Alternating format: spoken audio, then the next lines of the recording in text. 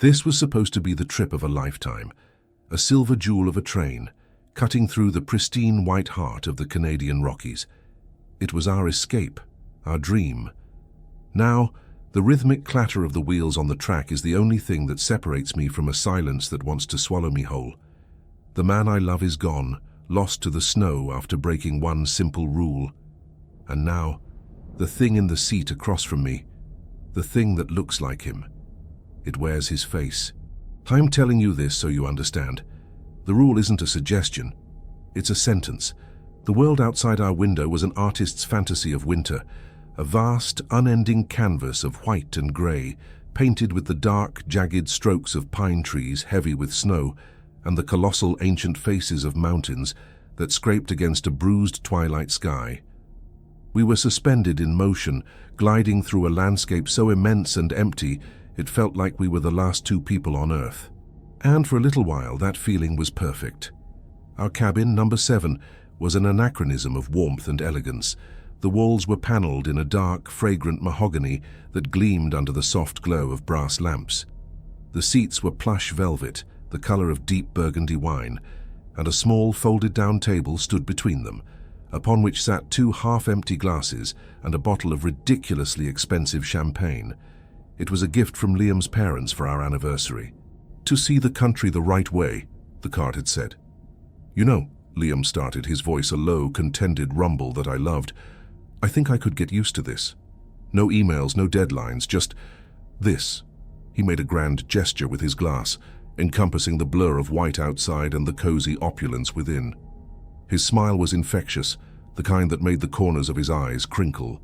It was the same smile that had first made me fall for him 5 years ago in a crowded, noisy coffee shop that felt a universe away from this profound silence. "Don't get too used to it," I teased, leaning my head against the cool glass of the window. The vibration of the train hummed through my skull, a soothing mechanical mantra. "I think this trip costs more than our first car."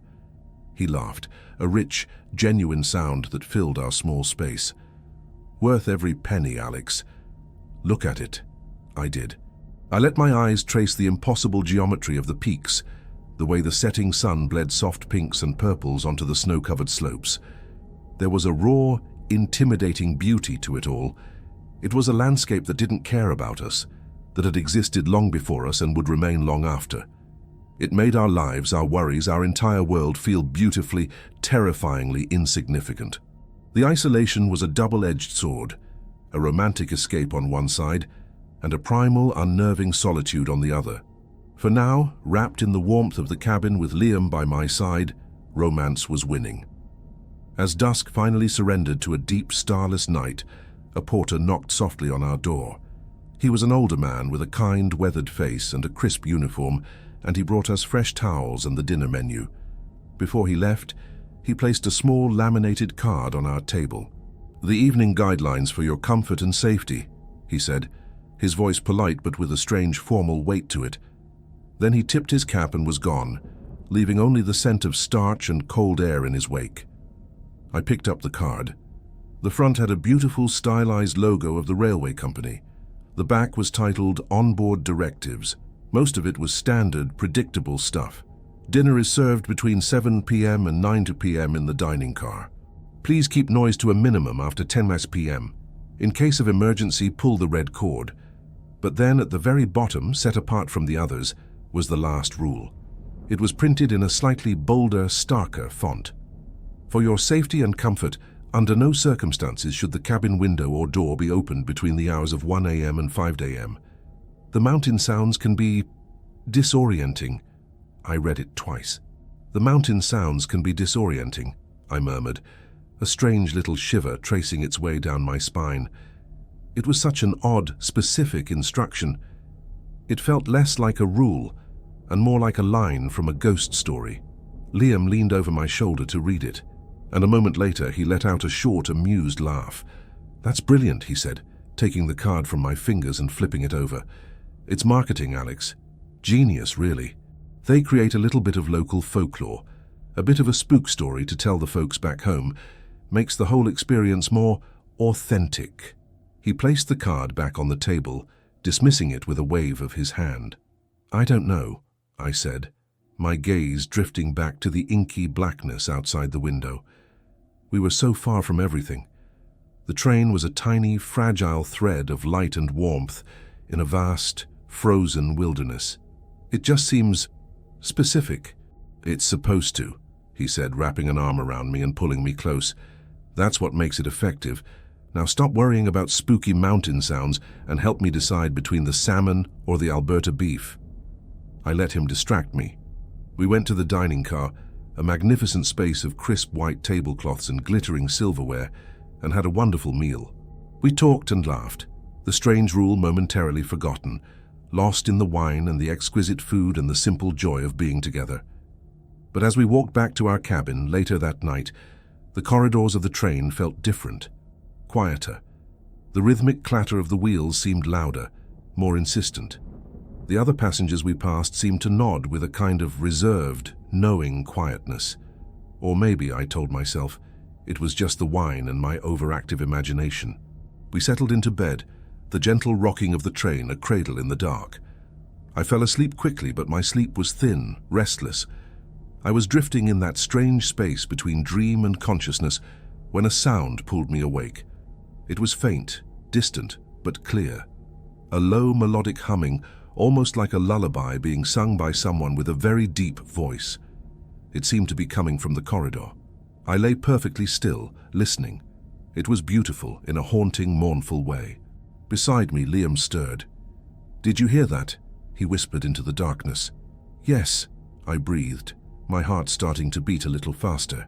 He sat up. I could just make out his silhouette against the faint moonlight filtering through the window. "I'm just going to take a look." Instantly, the rule flashed in my mind.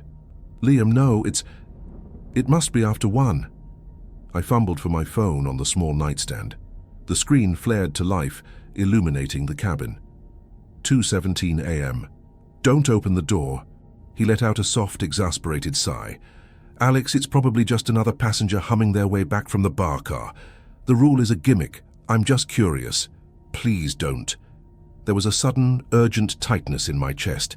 It was an irrational, primal fear, a voice in the back of my head screaming that this was a mistake. But he was already out of bed, his feet silent on the thick carpet. He moved to the door, his hand resting on the cold brass handle. "I'll be 2 seconds. I won't even step out." He ignored my whispered protests, my pleas. With a soft click, he slid the lock and pulled the heavy door inward, just a few inches, creating a thin slice of dim yellow light from the corridor. He peered through the gap for what felt like an eternity, but was probably only 5 or 10 seconds. The humming had stopped. The silence that rushed in to fill the void was absolute, profound. Then, with another soft click, he closed the door and locked it. He stood there for a moment with his back to me before climbing back into bed. "Well?" I whispered, my voice trembling slightly. "Nothing," he said. His own voice was strange, a little too casual. "Corridor's empty. Not a soul. Must have imagined it." He lay down, his back to me, but he wasn't relaxed. I could feel the tension radiating from him, a rigid stillness that hadn't been there before. He didn't try to hold me, didn't say another word. Soon his breathing evened out into a strained, unconvincing rhythm of sleep. But I stayed awake for hours, staring into the dark, listening to the clatter of the wheels on the track, my mind replaying the image of that single, stark line of text. The mountain sounds can be disorienting. The next morning, the world was painfully bright. Sunlight bounced off the snow, filling our cabin with a cold, brilliant glare. Liam was already dressed, staring out the window, a mug of coffee in his hands. He looked tired. There were dark circles under his eyes, and his easy smile was gone, replaced by a tight, strained line. "Morning," I said, my voice thick with sleep. He turned and he tried to smile, but it didn't reach his eyes. "Morning. I let you sleep in. The coffee's still hot." We were quiet for a long time, the silence between us heavy and unfamiliar. The train rumbled on, carrying us deeper into the wilderness. Finally, I couldn't stand it anymore. "What did you see last night, Liam?" He took a slow sip of his coffee, his gaze fixed on the passing landscape. "I told you. Nothing. The corridor was empty." "Don't lie to me," I said. my voice soft but firm. "Something is wrong. You've been quiet, tense." He set his mug down with a clatter that made me jump. He ran a hand through his hair, his shoulders slumping in defeat. "Okay," he sighed. "Okay, you're right, it was weird." He finally looked at me, and what I saw in his eyes terrified me. It was genuine, undiluted fear. "When I looked out," he began, his voice barely above a whisper, "the corridor was empty, just like I said. But at the far end of the car, there's another window. I could see the reflection of the landscape outside, the snow and the trees, lit by the moon." He paused, swallowing hard. "And there was a reflection of something else. A figure. It was standing out there on the snow right beside the train." My blood ran cold. "What? That's impossible. We're moving, Liam, fast." "I know," he said, his eyes wide. "I know it's impossible, but I saw it. It was tall, lean, just a dark silhouette. And Alex, it was keeping pace with us. It moved in perfect sync with the train, like it was gliding over the snow. I blinked, thinking my eyes were playing tricks on me, but it was still there, just watching." I tried to find a logical explanation. I had to. It was a tree, Liam, or a rock formation. The motion of the train, the weird lighting, the reflection. It can create illusions. My words sounded hollow, even to my own ears. "It wasn't a tree," he said, shaking his head, his voice gaining a frantic edge. "It had a shape, a head, shoulders. It was a shape that knew it was being watched. I felt it. When I closed the door, I felt it." He was trying to convince me, but I could see he was also trying to convince himself, to make sense of something that had no sense. I spent the rest of the day trying to rationalize it for both of our sakes, blaming the strange rule for planting a seed of paranoia in our minds, blaming the wine, the late hour, the disorienting effect of the landscape. He wanted to believe me. I could see him clinging to my logical explanations like a drowning man to a life raft. By late afternoon, we had almost managed to build a fragile wall of normalcy around ourselves again. We played cards, read our books, and pointedly avoided looking out the window for too long. But you can't rationalize a feeling away. As night fell for the second time, the atmosphere in the cabin grew thick with unspoken dread. Every groan of the train, every gust of wind against the glass, made us both flinch. We skipped dinner, neither of us having the appetite. We just sat in the dim light of the lamps, the silence growing heavier with each passing mile. We went to bed early, but neither of us could sleep. We just lay there, side by side in the dark, pretending. The hours ticked by. Midnight, 1 o'clock, 2 o'clock. The train was a lonely vessel in an ocean of silent, frozen darkness. My ears strained, listening for the faint, melodic humming from the night before, but there was nothing. Only the steady, monotonous rhythm of the wheels. Clack, clack, clack, clack. And then, a new sound began. It was not a humming, it was not distant, it was sharp, immediate, and impossibly close. It was the sound of scratching, a slow, deliberate scraping against the thick, reinforced glass of our cabin window. It was a dry, rasping sound like fingernails, or perhaps something sharper, being dragged methodically across the frozen pane. Scrap.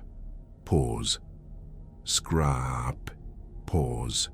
Liam and I both froze, our bodies rigid with a terror so pure it was paralyzing. This wasn't a reflection. This wasn't a sound from down the corridor. This was outside, right outside, on the side of a train moving at over 100 kilometers an hour through a desolate, snow-blasted wilderness where nothing, absolutely nothing, should have been. The scratching continued, patient and persistent, a horrifying message being written on our window in a language of pure fear. It proved that Liam hadn't imagined anything. The rule wasn't a gimmick, and something was out there in the dark. It knew we were here, and it wanted in. If you've ever felt that kind of fear, the kind that freezes your blood and steals the air from your lungs, you know what I'm talking about. If you want to know what happened next, what that sound was, subscribe to the channel and hit the like button. Let me know you're out there listening, because I don't think I can get through the rest of this alone. The sound was a violation. It was thin, sharp, and utterly patient. A meticulous, grinding noise that spoke of infinite time and a singular, chilling purpose. It wasn't the frantic scrabbling of an animal. It was intelligent, deliberate. My entire world shrank to the space of that double-paned glass and the impossible sound emanating from the other side. Beside me, Liam had gone rigid, a statue carved from fear. His hand found mine in the dark, and his grip wasn't comforting. It was a convulsive, bone-crushing vice, the desperate grasp of a man already falling. We didn't breathe. We didn't speak. We just listened, two pairs of ears straining in the oppressive darkness, while something that defied all laws of physics and reason made its presence known. How long it lasted, I'll never know. Seconds stretched into glacial epochs. Each scrape of whatever claw or talon was being drawn across our window was a new line etched onto my sanity. It moved, tracing the perimeter of the glass, up one side, across the top, down the other. A methodical inspection. It was examining its cage, or perhaps its pantry, and then, as abruptly as it had begun, it stopped. The cessation of the noise was somehow worse. The silence it left behind was not empty. It was heavy, profound, and watchful. It was the silence of a predator that knows it has been heard, now content to simply wait. Sleep was no longer a consideration. It felt like a childish luxury from a life I had lived years ago. We remained motionless, tangled in our sheets, for what must have been an hour. Every creak of the train, every whisper of the wind was a new wave of terror. Liam finally spoke, his voice a dry, cracking whisper that was horrifyingly loud in the stillness. "It knows I looked." It wasn't a question. It was a statement of fact, a confession. The cause and effect were as clear to him as a line of dominoes. He had opened the door. He had seen it. And now it had come to see him. I wanted to deny it. I wanted to offer another rationalization, another desperate explanation about ice falling from the roof or a loose branch from a trackside tree. But the words died in my throat. The deliberate, measured nature of that sound had murdered all logic. There was no explanation that could live in the same world as that noise. Just as the first, sickly grey light of dawn began to dilute the profound blackness outside, the train's rhythmic, comforting motion was shattered. It began with a violent, metallic screech that tore through the carriage, a sound of immense grinding protest. We were thrown forward, a final, bone-jarring lurch that sent the champagne bottle from the previous night crashing to the floor. And then, nothing. The perpetual motion, the clatter of wheels that had been the constant soundtrack to our journey, was gone. The silence that rushed in was absolute, deafening. We were stopped. For a moment I felt a surge of absurd, illogical relief. A stop meant people. It meant engineers and conductors and problems that could be fixed. But the feeling curdled as I looked out the window. There was no station, no town, not even a signal light. We were stationary in the middle of the same desolate, infinite expanse of snow and skeletal trees as before.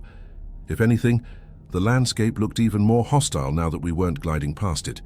We were a fixed point, an island of helpless metal in a sea of predatory white. The cold, which had been held at bay by the train's heating systems, now seemed to press against the glass, a palpable presence seeping in through the seals. A crackle of static broke the stillness, followed by a voice from the intercom system, a calm, disaffected female voice that sounded impossibly serene. "Ladies and gentlemen, we do apologize for the inconvenience. We are experiencing some minor technical difficulties due to unexpected track conditions ahead. Our engineers are working to resolve the issue. Please remain in your cabins. We thank you for your patience. Minor technical difficulties." The phrase was so mundane, so corporate, it was obscene. It felt like a lie woven from the thinnest thread. Liam, who had been staring blankly at the wall, let out a sound that was half laugh, half sob. "Track conditions," he muttered, shaking his head. "It stopped the train. It's not letting us leave." "Don't say that," I snapped, my own fear making my voice sharp. "We don't know that. It could be anything." But I didn't believe it. The timing was too perfect, too cruel. He scrambled to the window, but he didn't look out.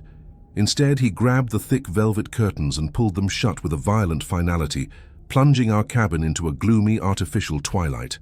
"I'm not looking out there," he whispered, his back pressed against the wall, his eyes wide and darting around the small space as if the walls were closing in. "It's in the trees. I can feel it. It's just waiting for me to look again. His paranoia was a contagion, and I was starting to succumb. The luxurious cabin no longer felt like a sanctuary. It was a box, a cage, and the bars were the miles of frozen, empty wilderness in every direction. I had to do something. I couldn't just sit here and wait, trapped in the dark with Liam's escalating terror. I needed information. I needed to see a human face that wasn't contorted with fear. "I'm going to find the porter," I announced, my voice steadier than I felt. "I'm going to get some real answers." Liam didn't seem to hear me. He had started muttering to himself, his words too low and too fast for me to understand, his gaze unfocused. Leaving him felt like a betrayal, but staying felt like surrender. I slipped out of the cabin, closing the door softly behind me, and stepped into the corridor. The train was eerily quiet. The ambient hum of the engines was gone, and without it, I could hear things I hadn't noticed before. The subtle groan of the carriage settling, the faint tick of cooling metal. A few other doors were ajar, and I saw faces peeking out. Their expressions a mixture of confusion and mild annoyance. No one looked terrified. No one else seemed to have heard the scratching. An older couple across the hall simply looked bored, as if this were a common delay on a city bus. Their passivity was unsettling. It was as if we were on two completely different journeys. I found the porter from the previous night, the one with the kind, weathered face at the end of the car, refolding napkins onto a small cart. He looked up as I approached, and his smile seemed practiced, brittle. "Excuse me," I began, trying to keep my voice even. "That announcement, do you have any idea how long we'll be stopped? My partner is very anxious." "Rest assured, madam," he said, his voice a smooth, rehearsed balm. "Our crew is the best in the world. They'll have us moving again shortly. These old tracks can be temperamental in the deep freeze." He didn't quite meet my eyes. His gaze kept flicking to a point just over my shoulder. "Last night," I pressed on, my heart hammering against my ribs. "Did anyone else report anything strange? A noise outside the windows?" His smile didn't falter, but it became a mask. A perfectly pleasant, utterly impenetrable facade. "The mountain plays tricks on the ears, madam. The wind through the pines, the ice shifting. It can create all sorts of strange acoustics. It's why we have the directive about the windows. To avoid any undue alarm." He placed a neatly folded napkin on his stack. "Is there anything else I can get for you? Some tea, perhaps?" He was stonewalling me. His kindness was a weapon, his politeness a shield.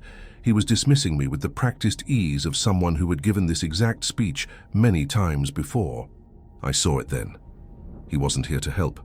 He was here to manage, to placate, to maintain the illusion of normalcy for as long as possible.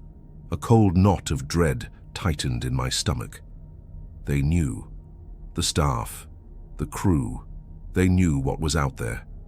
The rule wasn't a quaint piece of folklore. It was a vital protocol in a procedure I couldn't begin to comprehend. Defeated, I walked back toward my cabin. As I did, I noticed for the first time that the doors connecting to the next carriage were locked. I tried the handle. It was solid, unmoving. I tried the one in the other direction, same result. They had sealed us in. The feeling of being in a trap intensified tenfold.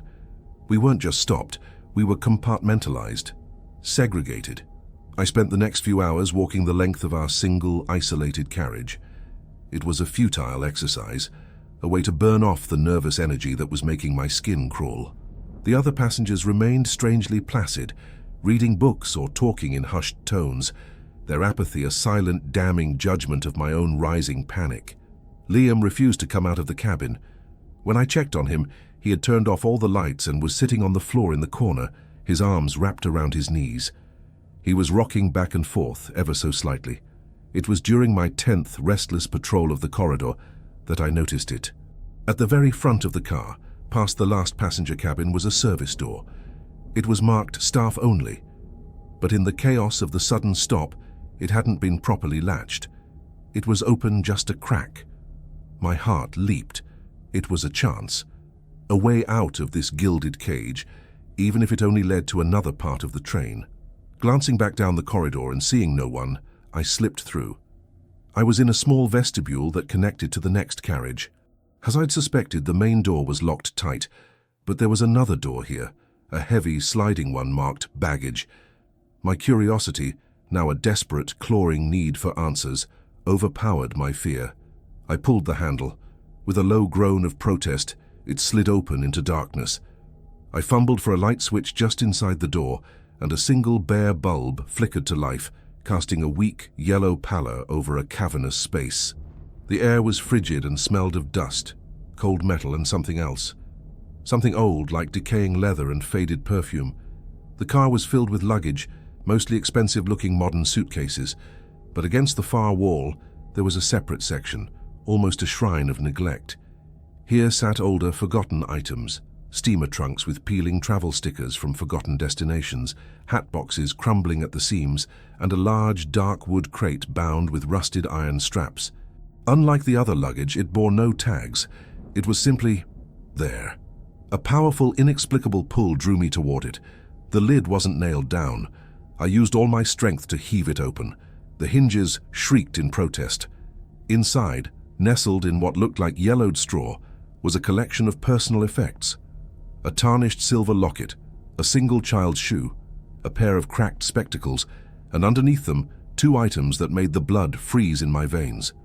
The first was a small, leather-bound diary. The second was an old handheld microcassette recorder, the kind journalists used in the 80s. My hands were shaking so badly I could barely pick up the diary. The leather was brittle, flaking under my touch. I opened it to a random page. The handwriting was a frantic, spidery scrawl, the ink faded but still legible. Day 4. The train hasn't moved. Every time I close my eyes, I see its reflection in the glass. Thomas says I'm imagining it, that I'm letting the stupid rule get to me. But the scratching last night was real. He heard it too, I know he did. He's just too stubborn to admit he was wrong to open the door. I slammed the diary shut, my breath catching in my throat. My mind reeled. The same rule, the same stop, the same scratching. It was a script, a pattern, repeating itself over and over through the years, and we were just the latest actors to be cast in the tragedy. This wasn't a one-time event. It was a cycle. With trembling fingers, I picked up the microcassette recorder. There was a small handwritten label on the tape inside. The writing faded and smudged, but I could still make out the words. They were a simple, horrifying title. A title that promised answers I wasn't sure I wanted. It read, Mountain Sound. My fingers felt like foreign objects, numb and clumsy as they fumbled with the cassette recorder. The plastic casing was cold. So profoundly cold it seemed to have absorbed the very essence of the deep freeze outside. It felt like a relic from a tomb, an artifact of a forgotten tragedy I was about to profane. For a heartbeat, I considered leaving it, running back to the false security of my cabin and pretending this place, this crate of sorrows, didn't exist. But that would be a lie. The scratching had already destroyed any hope of pretending. Knowledge, no matter how terrible, was the only weapon I had left. With a final, decisive click that echoed in the vast metallic silence of the baggage car, I pressed the play button. The tape began with a long, agonizing hiss of static, a sound like a million whispering ghosts. Then a man's voice, rough and breathless, erupted from the tiny speaker. It was distorted by the cheap microphone and the age of the recording, but the terror woven into it was timeless and pristine. Log for the 3rd time. I don't know what else to do. My name is Arthur Penhaligon. It is January 12th, 1987. We are stopped somewhere in the Rockies. They're calling it a mechanical failure. The man's voice was educated, British, but it was frayed at the edges, stretched thin over a chasm of fear. Eleanor thinks I'm going mad. She didn't hear it last night. The tapping. That's how it started for me. A simple tap-tap-tapping on the glass after I looked out. I saw a shape against the snow just for a second. Now the train is dead, and the silence is... He trailed off, and for a long moment there was only the hiss of the tape. I held my breath, leaning closer. It's the sounds, Arthur whispered, his voice returning, now much closer to the microphone, much more conspiratorial. The sounds are wrong. The wind doesn't howl like that. It sings. A terrible, discordant melody. And it's learning. A sharp crackle on the tape made me jolt. Last night it was just noise. An hour ago I heard a woman humming. It was a tune Eleanor's mother used to sing to her. Eleanor said it was just the wind that I was projecting, but she was pale. She was so pale. The quality of the recording suddenly changed. The background hiss was joined by a low, airy sound, the sound of wind blowing across the microphone. It was clear Arthur was now holding the recorder up to the window of his cabin, and through the wind I could hear it. The humming. It wasn't human.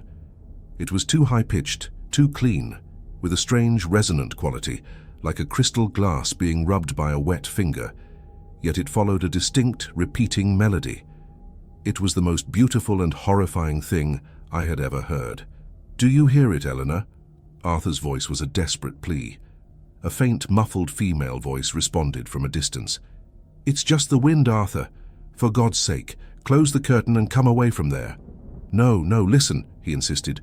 And then the humming stopped. The wind died down. There was a stretch of perfect, unnerving silence, and then a new sound began. A voice. It was a woman's voice, clear as a bell, and it was right outside the window. It spoke a single word. Arthur.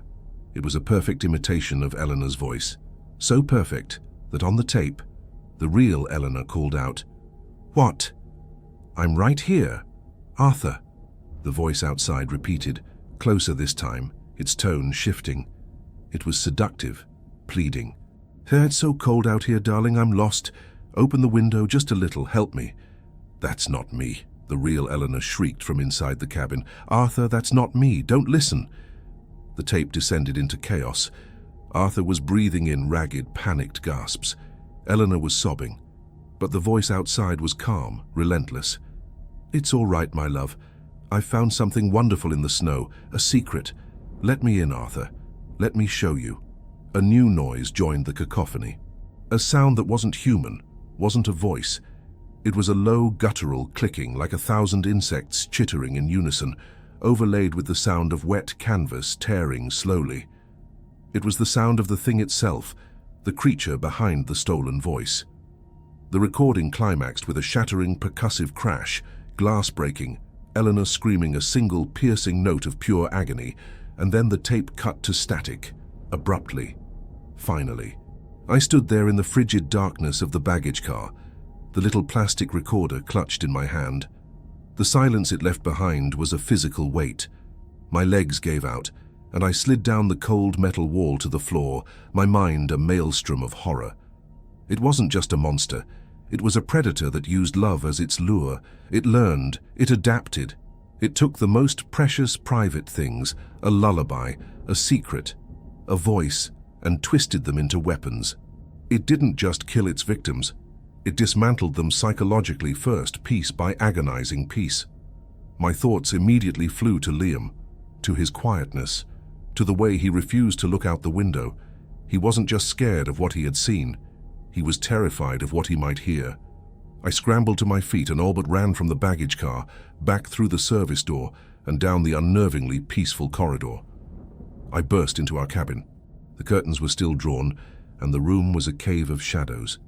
Liam was exactly where I had left him, huddled in the corner. But he wasn't rocking anymore. He was perfectly still.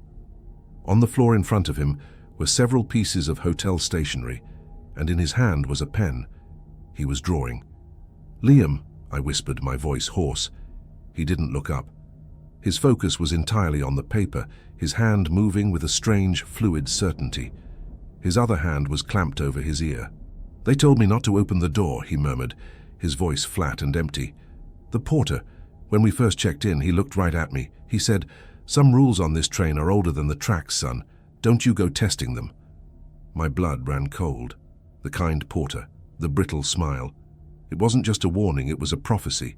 He hadn't been telling Liam the rules. He had been assessing him, sizing him up. Before I could process this, it began.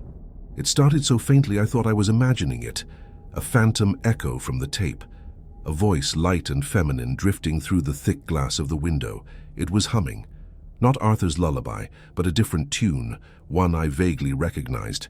It was a pop song from years ago, one Liam's younger sister Chloe used to love. Chloe had passed away in a car accident 3 years ago.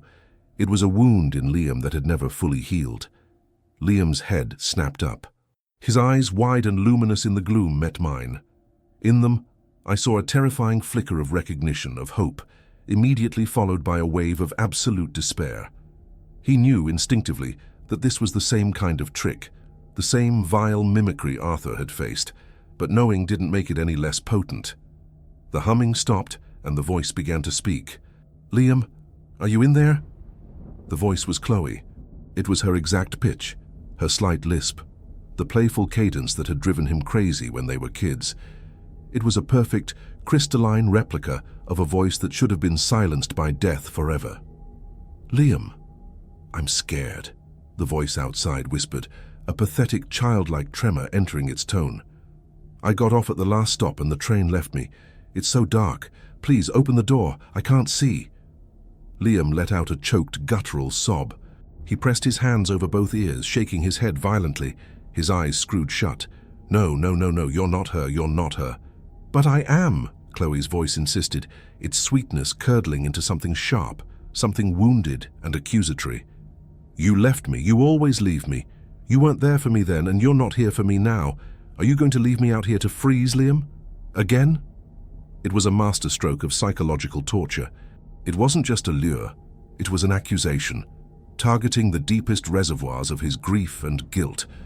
The thing outside didn't just know Chloe's voice, it knew Liam's pain, it knew his secrets. He began to crumble. His rational mind, already weakened, was being systematically demolished. This was the purpose of the stop. It wasn't just a pause in the journey, it was the main event. It was an interrogation chamber, an arena where the victim's own soul was used as the instrument of their destruction.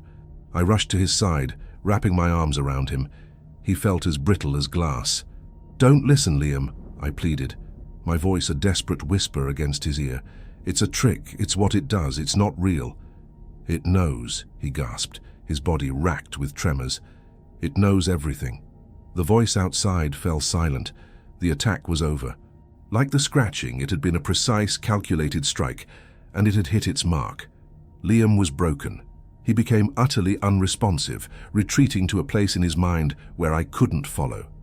He spent the next several hours in that corner, alternating between staring blankly at the wall and frantically drawing on the hotel stationery with a terrifying, obsessive focus.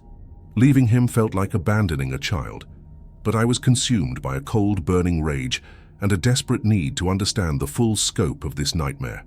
I went back to the baggage car, back to the crate. My hands no longer shook. My fear was still there, a cold, hard stone in my gut, but it had been joined by a grim resolve. Underneath the cassette recorder and Arthur's diary, there were others, half a dozen more journals, spanning decades. A 1950s travelogue from a woman who described a singing man made of shadow. A tattered notebook from the 1970s detailing a game with impossible rules and a terrible forfeit. A collection of loose, water-stained pages from the 1990s that spoke of a toll that the mountain demanded. I sat there on the freezing floor for hours, piecing together the fragments of lives cut short.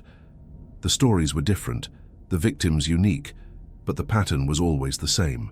It was a horrifyingly consistent blueprint. Step 1. The journey. A luxury train ride through an isolated, desolate landscape. Step 2. The rule. A seemingly innocuous but specific instruction designed to be broken by the curious, the arrogant, or the dismissive. Step 3. The transgression. The rule is broken, and the victim is marked. Step 4. The stop.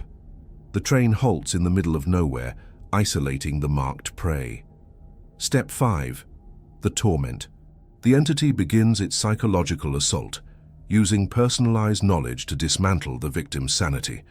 I was living through the 5th stage of a ritual that had been playing out in this wilderness for longer than I could imagine. We weren't victims of a random haunting. We were participants in a long-established process. The train wasn't just a mode of transport, it was a delivery system, a conveyor belt leading to a slaughterhouse. But what was the final step? What happened after the torment? None of the diaries had a final entry, they all just stopped. With a sense of finality, I gathered the diaries and the recorder and headed back to the cabin. The corridor was still quiet, the other passengers still ghosts behind their closed doors.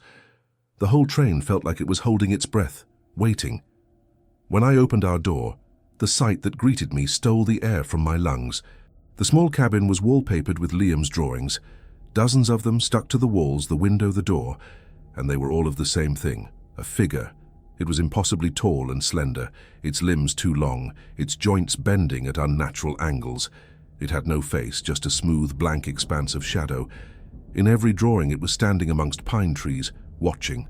It was the figure from his reflection, the creature from the snow. Liam himself was no longer in the corner. He was standing calmly in the center of the room, his back to me, looking at the drawing he had taped over the window.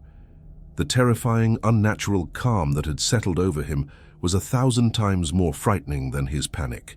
He had passed through the storm of fear and arrived at some other unknown shore. He turned to face me.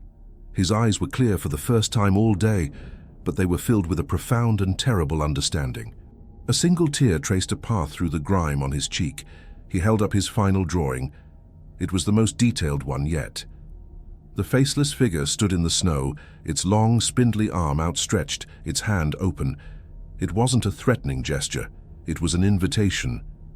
"You were wrong, Alex," he said, his voice a hollow, toneless whisper that carried the weight of a final surrender. "It's not hunting me. It's been waiting. It's calling me home." Calling me home. The words hung in the air of the cabin, an epitaph for the man I knew. The phrase was delivered with a placid finality that was more terrifying than any scream. The Liam who had laughed about the laminated card, the Liam who had held my hand with a desperate grip in the dark, was gone. In his place stood this hollowed-out vessel, a man who had stared into the abyss and had, in turn, been seen. His eyes, once vibrant and full of defiant life, were now like two polished stones, reflecting a landscape I couldn't see. He was no longer a prisoner fighting his cage. He was a devotee awaiting a sacrament. The dozens of drawings plastered on the walls weren't warnings. They were portraits of his new god. "No," I said, the word a useless pebble thrown against a tidal wave. I stepped towards him, my hands outstretched, a desperate, instinctual gesture to pull him back from the brink. "That's not you talking, Liam. It's what it wants you to think. It's the trick. It's the voice from the tape." He didn't flinch or pull away. He simply looked at me with a profound, heartbreaking pity. "The tape was a warning, Alex. But not for them. For us. It's a record of those who fought. It's a testament to the futility of fighting." He gestured to the drawings, to the blank, faceless effigy he had rendered with such obsessive care. "You can't fight a thing that knows your every secret. You can't run from something that wears the faces of your dead. It doesn't break you, it simply erodes you, until there's nothing left but the truth you've been hiding from yourself." He gently touched the drawing taped over the window, his fingers tracing the outline of the elongated figure. "I've been running from Chloe's memory for 3 years. It knows that. It used it. But now, I don't feel guilt anymore. I just feel quiet." His calm was a poison, seeping into the air, into my lungs. It was the calm of absolute surrender, the peace that comes after the war is lost. I backed away, my mind racing. The diaries, Arthur's recording. He was right. They weren't survival guides. They were case files of the deceased, cautionary tales left behind not by survivors, but by the entity's previous curators. This entire train was a museum of despair, and we were its newest exhibit. A new emotion began to burn through the fog of my terror. Rage. A pure white-hot fury directed not at the impossible thing in the snow, but at the people who had knowingly delivered us to it. The kind-faced porter, the placid, smiling conductor, the entire crew who polished the brass and served the wine while leading lambs to a slaughter they had meticulously arranged for decades. They weren't just complicit, they were priests of this obscene ritual. "They're not going to get you," I snarled, the words tearing from my throat. My hands clenched into fists. "I'm not going to let them." Leaving Liam in his trance-like state, surrounded by his paper demons, felt like leaving a part of my own body behind, but my fury propelled me forward.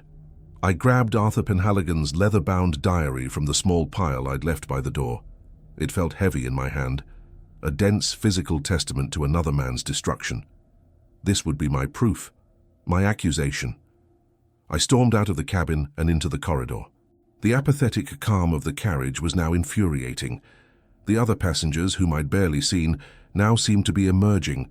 An elderly woman knitting in a seat by the window, her needles clicking with a maddening rhythm. A young man with a book who looked up and gave me a brief, empty smile. Their tranquility was monstrous. It was the quiet of an audience waiting for the curtain to rise. I found him in the dining car. The same porter. He was meticulously polishing silverware at a table set for a meal that would never be served. The white tablecloth was pristine. The crystal glasses glittered in the anemic light filtering through the windows, a grotesque parody of civilization in the heart of this primordial horror.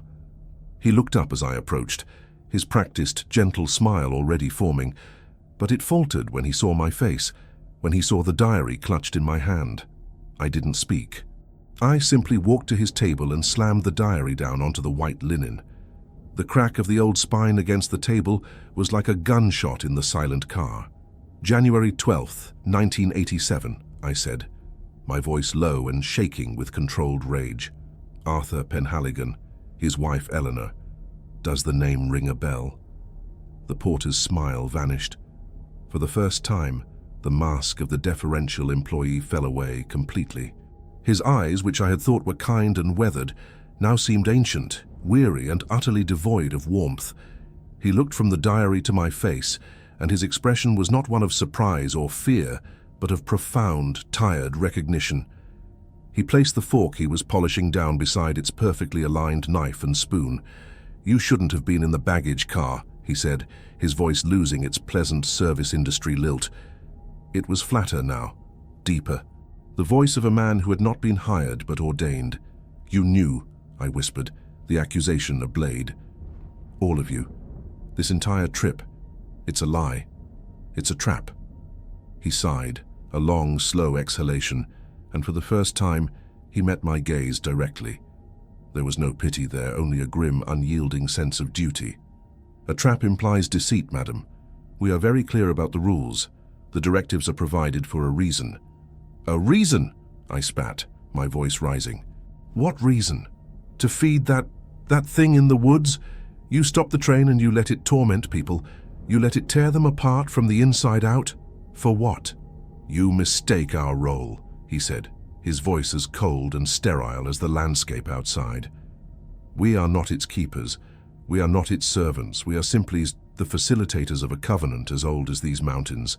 This rail line was not built to conquer the wilderness. It was built to appease it." The word covenant struck me with a physical force. This was not a haunting, it was a transaction, a carefully managed recurring sacrifice. "Appease it," I repeated, my mind struggling to grasp the scale of the horror he was describing. "With people? With your passengers? The mountain has a presence, an awareness, a hunger that predates any map or engine," he explained, his gaze drifting to the window, to the endless white. "In the early days, it would take work crews, surveyors, entire camps. Derailments were common, disappearances were routine. The line was impossible to complete until the agreement was made. The train passes through undisturbed, and in return, from time to time, it offers a tithe. A passenger who does not respect the boundary, one who hears the call and is foolish enough or arrogant enough to answer it." His words painted a picture so monstrous, so cosmically terrifying that I felt a wave of vertigo.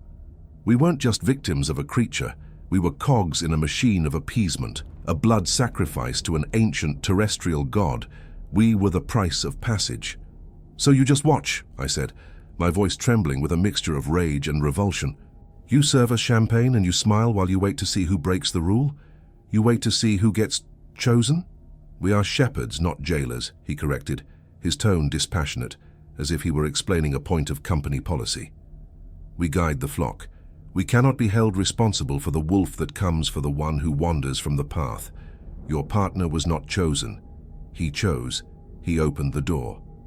His placid, bureaucratic detachment was the final straw. All the fear, the grief, the adrenaline coalesced into a single point of raw, violent impulse. I lunged across the table, my hands reaching for his throat. It was a desperate, futile act, and it was over before it began. He didn't flinch or even raise his hands to defend himself. Instead, two other figures materialized at my sides as if from nowhere. The conductor and a younger, powerfully built steward I'd seen earlier. They grabbed my arms, their grips like iron manacles. They were strong, far stronger than they looked. They dragged me back from the table, my feet scraping against the plush carpet. The porter simply watched me, his expression unchanged. He picked up the fork he had been polishing and began to wipe it with his cloth again, as if my violent outburst had been nothing more than a minor interruption, a dropped piece of cutlery. "You need to return to your cabin, madam," the conductor said, his voice polite but unyielding. "The final approach can be unsettling for the uninitiated. It is best to be with your companion." They half-carried, half-dragged me out of the dining car. As we passed the other passengers, the woman with the knitting needles, the man with the book, none of them looked up. None of them reacted. Their apathy was absolute, and in that moment, I finally understood. They weren't bored. They weren't sedated.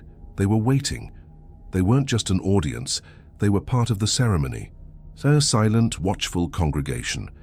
They deposited me at the door to my cabin and released me. "Enjoy the remainder of your journey," the conductor said with a thin, reptilian smile before turning and walking away, his colleague following in lockstep. I stumbled back into the room, my body shaking with spent adrenaline and utter hopelessness.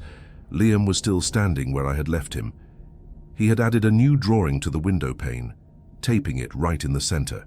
In this one, the tall, faceless creature was not in the distance. It was close, its long skeletal hand resting gently on the shoulder of a smaller, stick-like figure. Liam. "They're part of it," I choked out, collapsing against the closed door. "The whole train, it's all for this." "I know," Liam said softly, not turning around. "They're the ones who keep the path clear." I was trapped. Not just in a cabin, not just on a train, but inside a living, breathing ritual. Every person on this carriage, except for me, was a participant. Liam was the offering, the crew were the acolytes, and the other passengers were the silent, worshipful witnesses. My frantic investigation, my confrontation, my pathetic outburst. It was all just a part of the pageant, the predictable struggles of the uninitiated.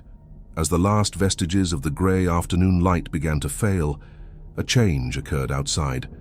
A faint, ethereal luminescence began to build beyond the trees. It was a soft blue-green glow, like a muted aurora borealis, but it was coming from the forest floor, not the sky. It pulsed, slowly and rhythmically, like a vast, sleeping heart. The temperature in the cabin plummeted, and I could see my breath misting in the air. The drawings on the walls began to flutter, stirred by a draft that wasn't there. Liam turned away from the window, his face illuminated by the strange, otherworldly glow. A look of serene, blissful anticipation had settled over him. "It's starting," he whispered, and as if on cue, a new sound reached us. It was not the scraping of claws or the mimicry of a dead girl's voice. It was a deep, resonant chime, a single, pure note that seemed to emanate not from a single point, but from the entire landscape at once. It vibrated through the floor of the train, through the soles of my feet, and up into the marrow of my bones. It was a sound of immense antiquity and power. It was not a warning. It was a summons. The overture for the final act had begun. It was not a sound one heard with the ears alone. The chime was a physical event, a seismic note that resonated deep within my bones, making my teeth ache and the fine hairs on my arms stand on end. It was a vibration that seemed to originate from the very firmament of the earth, passing through the frozen ground, through the steel wheels, and into the core of the train itself. The pale, phosphorescent glow outside the window pulsed in perfect time with it, a single silent heartbeat of the vast, sleeping wilderness. The world had been retuned to a new and terrible frequency, and we were now caught in its resonance. Liam, however, did not flinch. He did not seem startled. He received the sound as if it were an expected and welcome call. He turned his head slightly, a gesture of serene acknowledgement towards the glowing forest, and a faint, beatific smile touched his lips. It was the most ghastly expression I had ever seen. He then began to move with a quiet, deliberate grace that was alien to the man I knew. He walked around the small cabin, gathering his drawings. He did not crumple them or cast them aside. He handled each one with the reverence of a scholar, handling a sacred text, stacking them into a neat pile on the small table. He smoothed his clothes, ran a hand through his hair, and performed a series of small, mundane actions that, in this context, felt like a profound and holy ablution. He was preparing himself, purifying himself for the ceremony to come. I remained pressed against the door, a spectator to my own life's dissolution. My rage had been extinguished by the chime, doused by the sheer cosmic scale of the event unfolding. What was left was a hollow, crystalline clarity. I was no longer a participant fighting for survival. I was a witness, my mind a cold, dispassionate lens recording the final terrible moments. I watched Liam, the man I loved, transform into a stranger, an acolyte making his final preparations, and I felt nothing but a vast, empty distance, as if I were observing him from across a frozen ocean. And then, with a lurch so smooth it was almost imperceptible, the train began to move. There was no screech of metal, no roar of a diesel engine re-engaging. The movement was silent, effortless. The familiar rhythmic clatter of the wheels on the track was gone, replaced by a low, continuous hum that seemed to be in harmony with the resonant chime. It no longer felt like a machine of pistons and steel riding on a railway, but a phantom vessel gliding on a current of pure sound. We were moving again, not away from the danger, but deeper into its heart.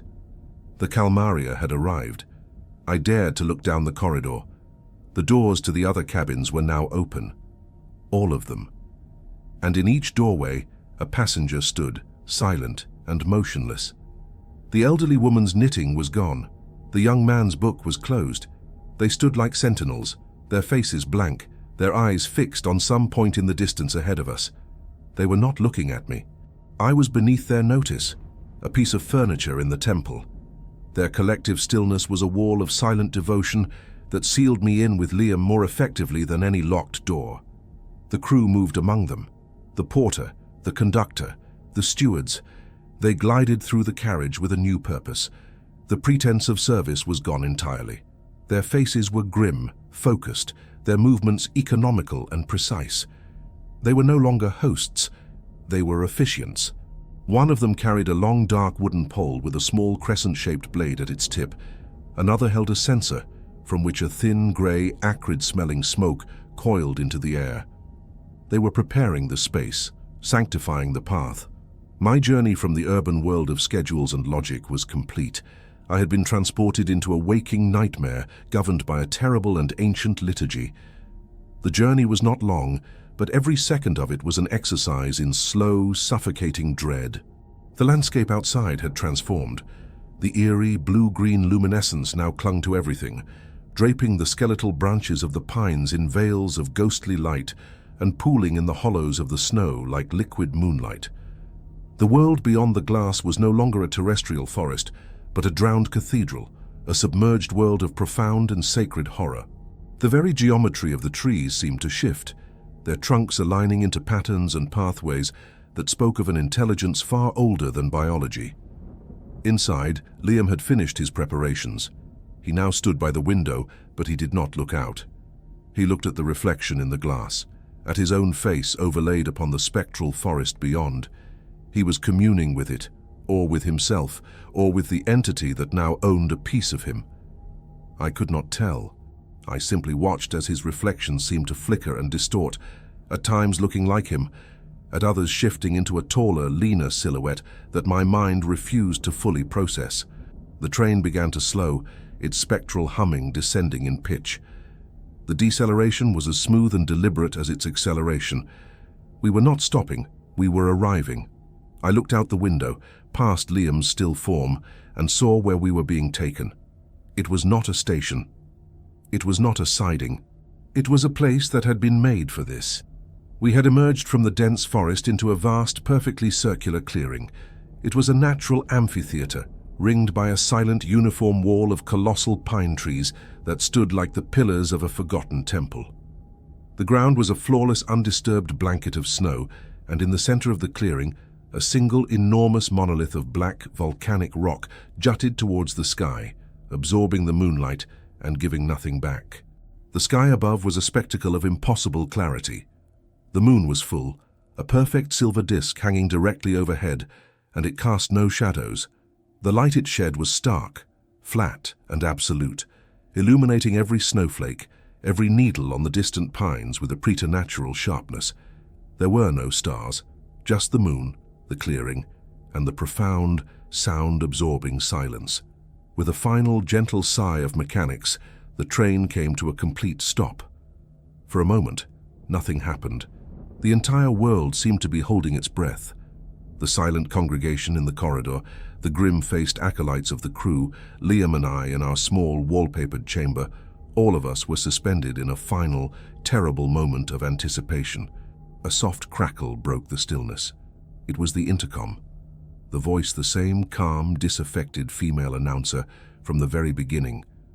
Her placid corporate tone, once a jarring lie, now felt like the most honest thing in the world.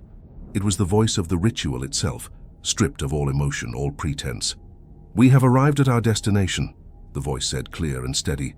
"We thank you for your patience and for choosing our service. The final disembarkation will now commence." As the last syllable of her announcement faded, a new sound began. It was a click, a single metallic click that came not from the engine, not from the wheels, but from our own cabin door. It was the sound of the lock being disengaged from the outside. My heart, which had been a cold, dead stone in my chest, hammered once, hard.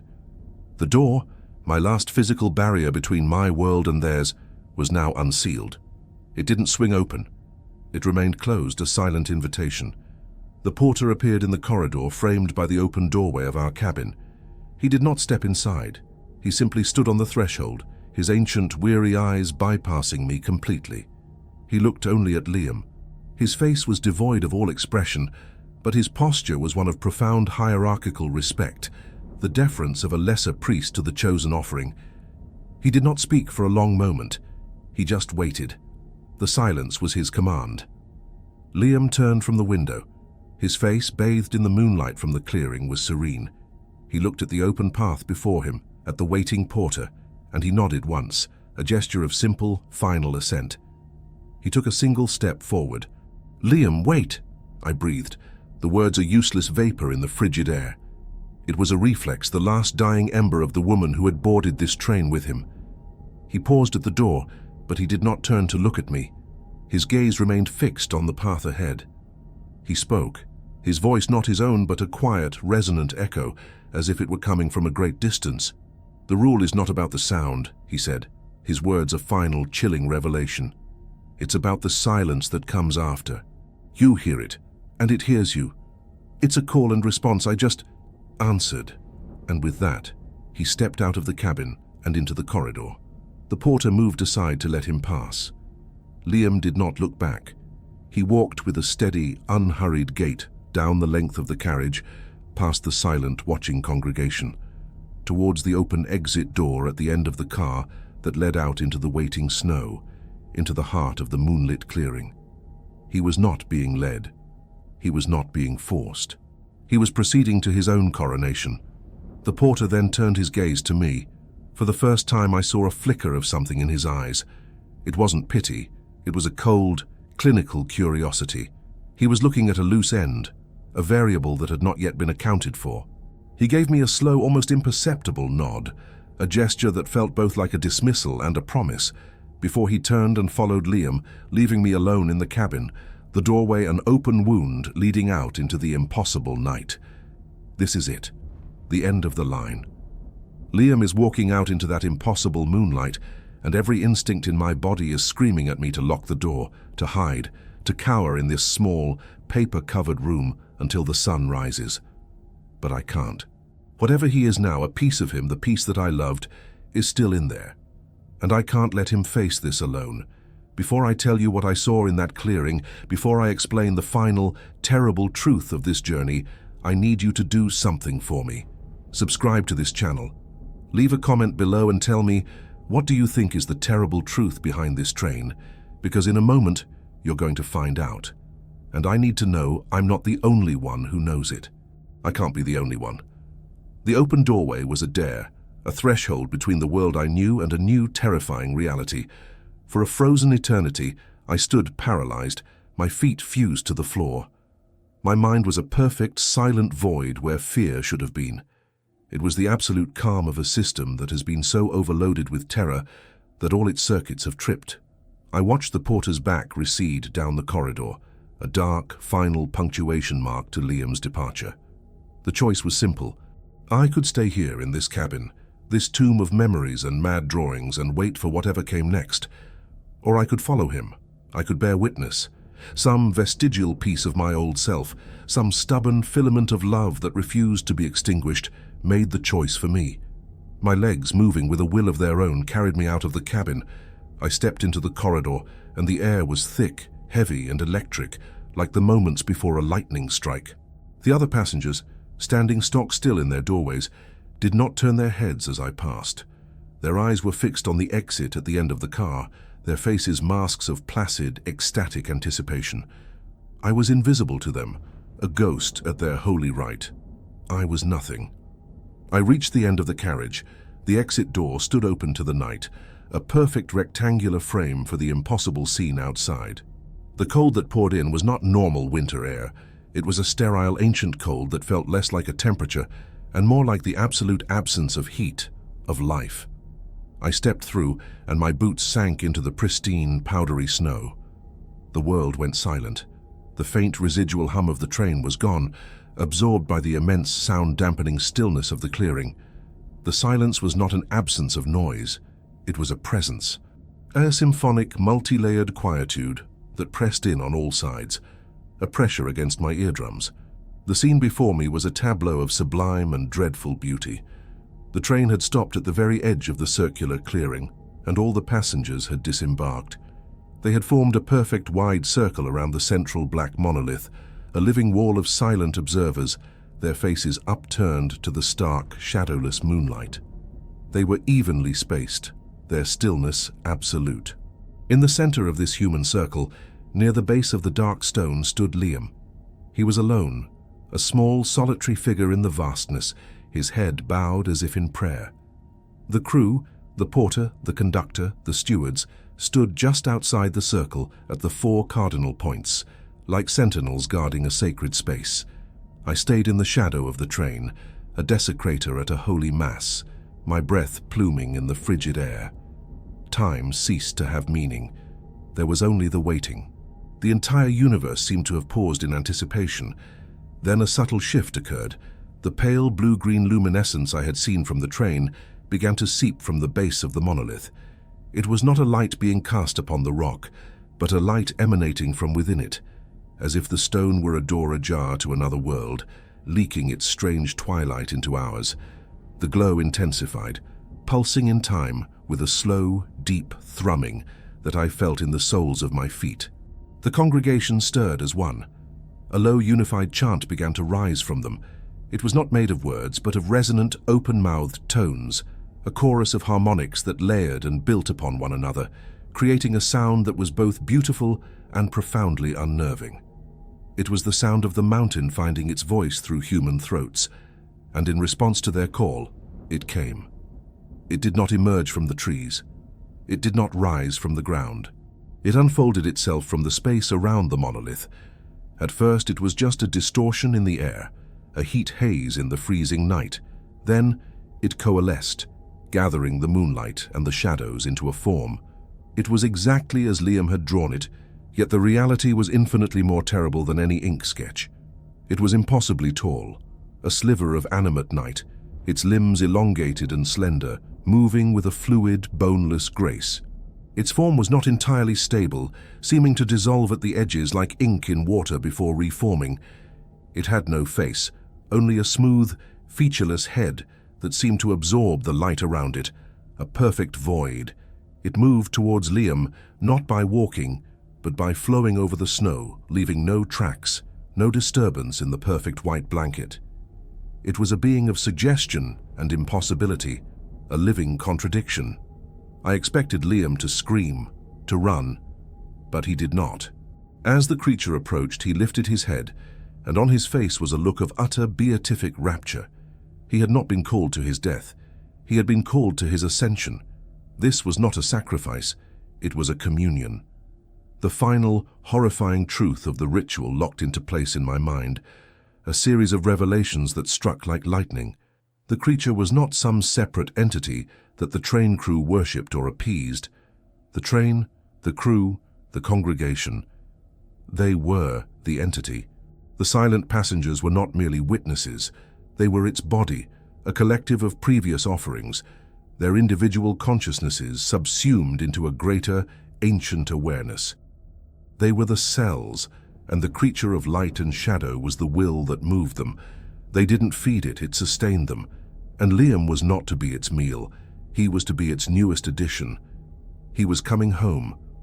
The creature stopped before him. It was a god made of silence and snow. It did not touch him. Instead, it raised one of its impossibly long, slender arms, and the blank space of its head tilted, an inquisitive, intimate gesture. A low, melodic hum emanated from it, the same lullaby I'd heard through Arthur's recorder, the same pop song that had tormented Liam. It was a chorus of all the voices it had ever consumed, a symphony of stolen memories.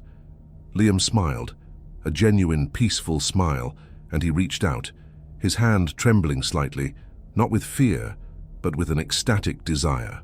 He did not place his hand in the creature's. He placed it on its chest, on the flowing, indistinct heart of its form. As his fingers made contact, a brilliant flash of the blue-green light erupted, so bright it forced me to shield my eyes. When I could see again, the process had begun.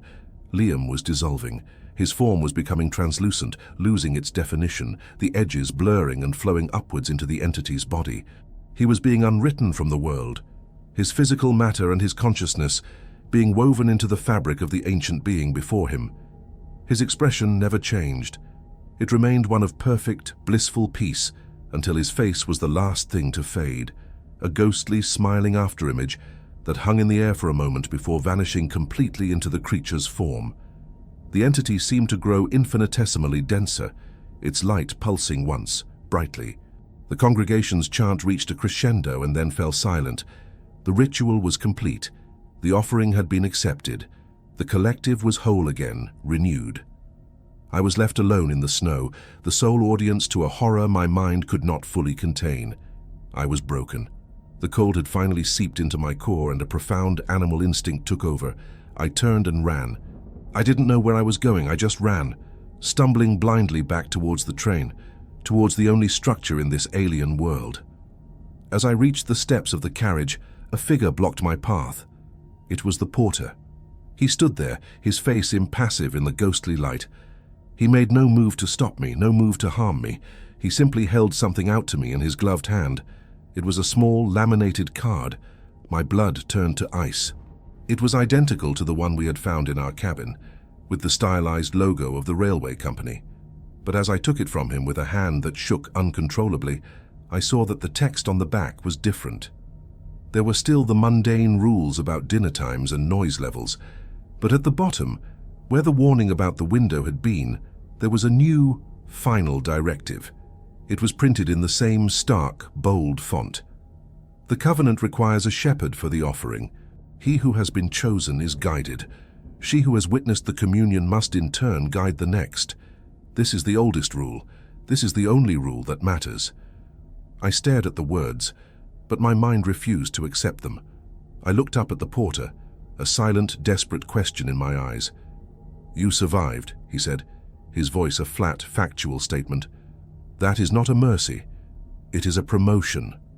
He gestured back at the train, at the luxury car that was now my prison. "The journey will resume shortly. You will have a year to find a suitable candidate, someone curious, someone a little arrogant, someone who will hear the call and be tempted to answer it." The full weight of my damnation crashed down upon me. I had not escaped. I had not survived. I had simply been given a new and more terrible role in the pageant. Liam was gone, absorbed into the heart of the mountain's god. but I was trapped forever in its service. I was to be the bait, the recruiter, the shepherd for the next soul to be offered. My survival was the true horror, a sentence of eternal repetition, of complicity in the very nightmare that had consumed the man I loved. The porter gave a slight, formal bow and stepped aside, granting me entry to the train. I climbed the steps, each one a step deeper into my own personal hell. As I reached the top, the heavy door of the carriage began to swing shut behind me, its movement slow, inexorable, and final. The last thing I saw of the clearing was the congregation turning as one to file back onto the train, their faces blank, their purpose fulfilled for another cycle. The door closed with a solid, definitive thud, sealing me inside with the silence and the ghosts and the laminated card clutched in my hand. My name is Alex. I was a passenger on this train. And now I am its conductor. And I'm telling you this story so that you understand. So that when you see an advertisement for a once-in-a-lifetime trip through the pristine, silent heart of the mountains, you will remember my voice. And maybe, just maybe, you'll be wise enough not to buy a ticket.